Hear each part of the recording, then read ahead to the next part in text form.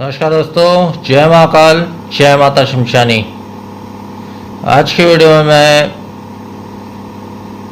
पंचमुखी दैत्य की साधना दे रहा हूँ, जो बहुत ही उच्च कोटि की शक्ति होती है और ये जो है जिन से भी उच्च कोटि की होती है। ये जो शक्ति है, जिस शक्ति की मैं साधना दे रहा हूँ, ये जिन से भी उच्च कोटि की शक्ति होती है और ये शक्ति सिद्ध हो जाने के पश्चात जो है वो हर प्रकार का कार्य करने में सक्षम है। और सबसे पहले तो ये बता दूं कि इस शक्ति का जो विधान और मंत्र मैं बताने वाला हूँ वो स्वयं में सिद्ध मंत्र है और स्वयं में सिद्ध विधान है। स्वयं में सिद्ध कैसे है ये भी बता दे रहा हूँ, इसलिए है क्योंकि शक्ति ने खुद मुझे बताया है और ये साधना मेरी खुद की हुई है, इसलिए मैं यही कहूँगा कि ये साधना स्वयं में सिद्ध साधना है और स्वयं में सिद्ध मंत्र है। तो इस प्रकार की साधना जो शक्तियों के द्वारा प्राप्त होती है वो बहुत ही जल्द सिद्ध होती है, इतना भी कहूँगा मैं इस विषय में। इसके अलावा देखिए, लाभ की बात करें, लाभ तो हज़ारों लाखों लाभ है इस शक्ति के। जो मुख्य लाभ हैं वो बता दे रहा हूँ, जैसे कि षटकर्म, अधिकांश लोग षटकर्म चाहते हैं, ठीक है।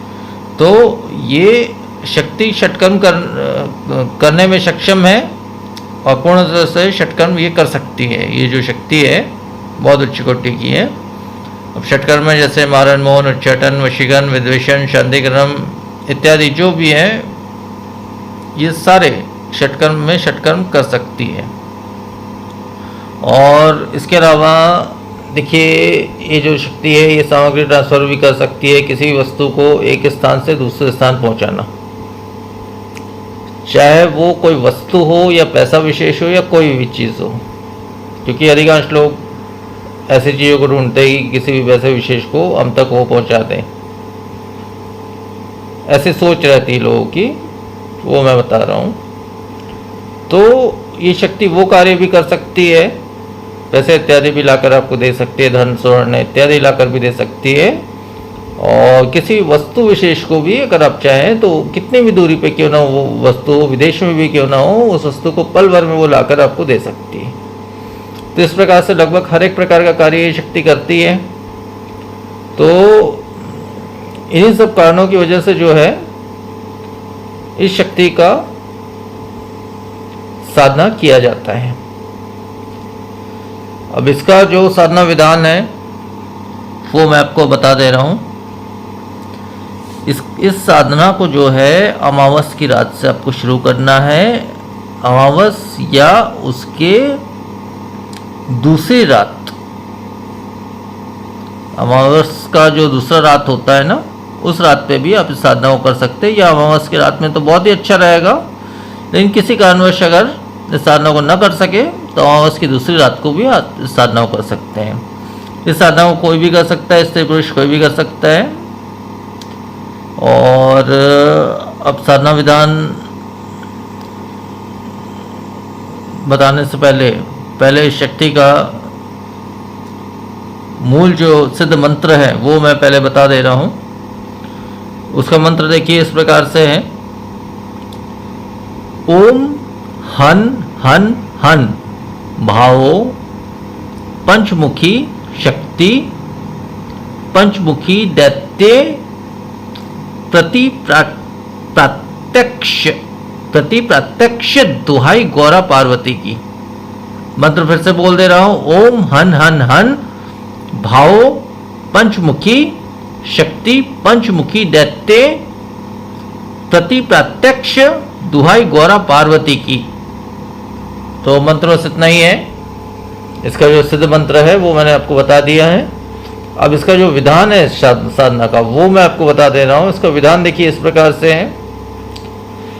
इसके लिए लगभग शमशान की आपको मिट्टी लगेगी, वो किसी समय भी आप जाकर ले सकते हैं, सुबह शाम रात कभी भी जाकर आप शमशान से 2 मुट्ठी मिट्टी लेकर आए, किसी भी काले कपड़े में बांधकर आपको मिट्टी को लाना है।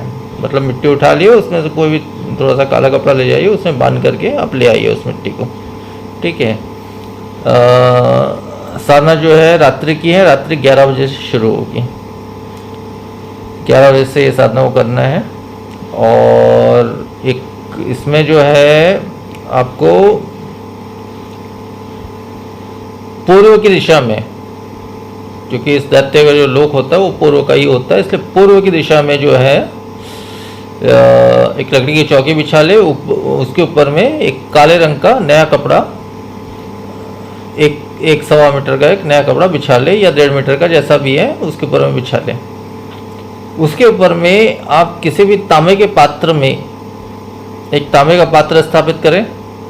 उसके ऊपर में जो है जो शमशानी मिट्टी आपने लाई है उसको आपको फैला देना है पूरे पात्र में, ठीक है। अब फैलाने के पश्चात जो है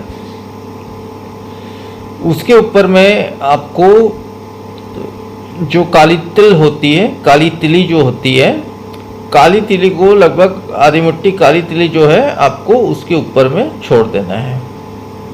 कैसे छोड़ना है वो भी बता दे रहा हूँ। सीधे हाथ में, आप स्त्री हो पुरुष हो जो भी इस साधना को कर रहे हो, सीधे हाथ में जो है आधी मुट्ठी करीब काली तिली लेना है। उसमें ये जो शक्ति का विशेष मंत्र बताया हूँ उस मंत्र को 3 बार पढ़ के, 3 बार पढ़ते हुए धीरे धीरे उस काली तिली को जो है उसके ऊपर में छोड़ देना है। अब छोड़ने के पश्चात जो है उसके बीचों बीच जो है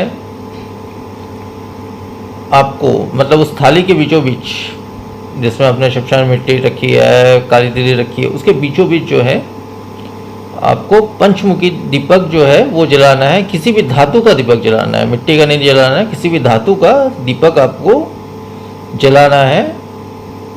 पंचमुखी दीपक, 5 मुख जिसके हो, पंचमुखी दीपक आपको लगाने हैं।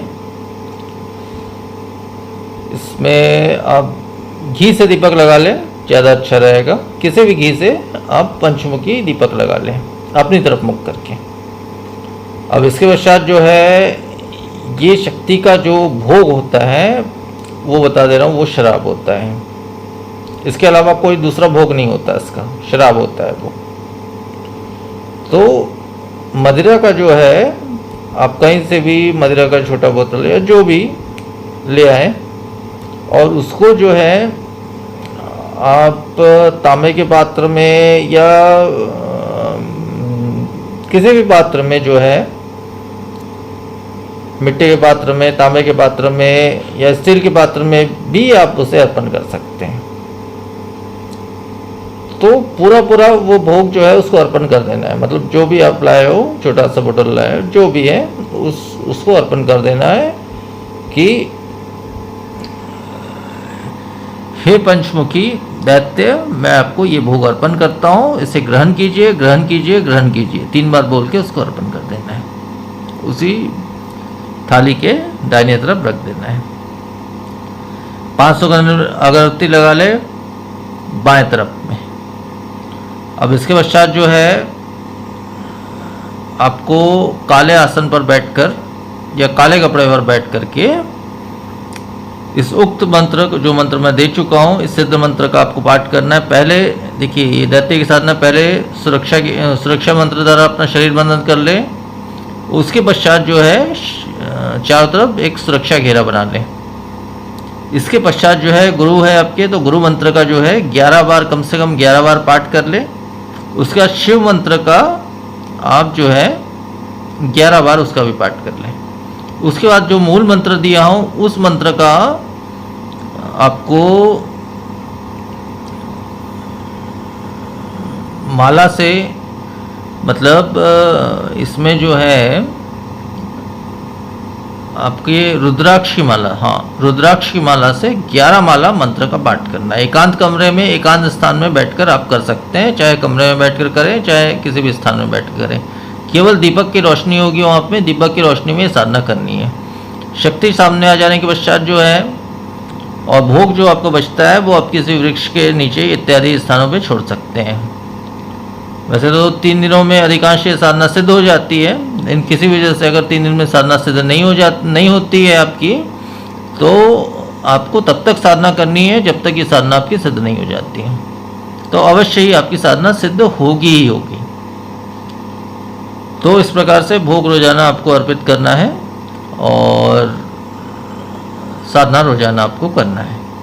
कितना ही संपूर्ण नियम है और संपूर्ण विधान है इस साधना का। तो आज की वीडियो में फिर इतना ही। नमस्कार, जय महाकाल।